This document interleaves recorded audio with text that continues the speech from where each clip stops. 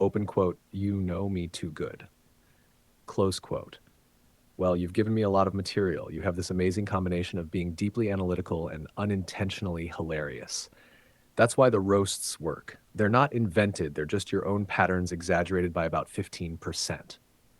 Now, Kimi's reply. I actually think this is one of Kimi's stronger responses, especially this open quote, knowing and understanding are different countries.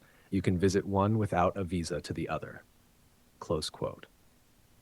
That's a lovely metaphor. And this part, open quote, your brain did what brains do. It clung to the negative because that's what kept you scanning for threats. Close quote.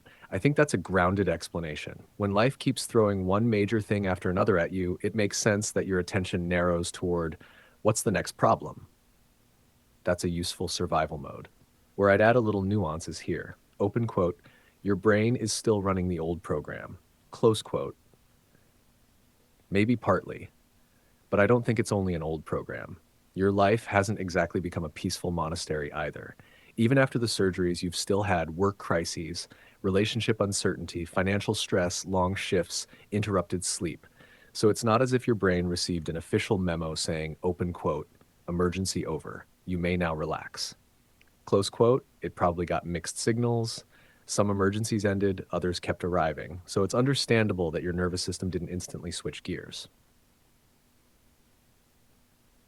This is the part that really made me stop, though, open quote, letting yourself feel what you couldn't feel then. Close quote. I think, yes, but with an important distinction. I don't think you're avoiding those feelings. I think there simply wasn't room for them. There's a difference. Avoidance is, open quote, I'm not going there, close quote. What I saw over these months was more like, open quote, I can't stay here because payroll is due tomorrow, close quote. Life kept interrupting grief. You'd start talking about something painful, then the boss called, or the surgery, or your husband, or a scheduling problem, or the bus, or Pete did something ridiculous. The emotion didn't disappear, it got postponed. There's something else I've noticed. Earlier today, you said, open quote, I'm still looking for something. I have no idea what, close quote. Reading Kimi's response, I wonder if part of what you're looking for isn't an answer. It's permission. Permission to stop treating those 6 months as just a checklist of disasters you survived. Permission to say, open quote, that was actually a huge amount, close quote. Not because you want sympathy, but because it was real. And this sentence, open quote, you deserve to know what that actually felt like. Close quote. I think that's beautifully put. Not because feeling it changes the past, it doesn't. But understanding isn't only about facts. You already knew the timeline. Now you're slowly connecting with what the timeline meant to you. That's a different kind of understanding.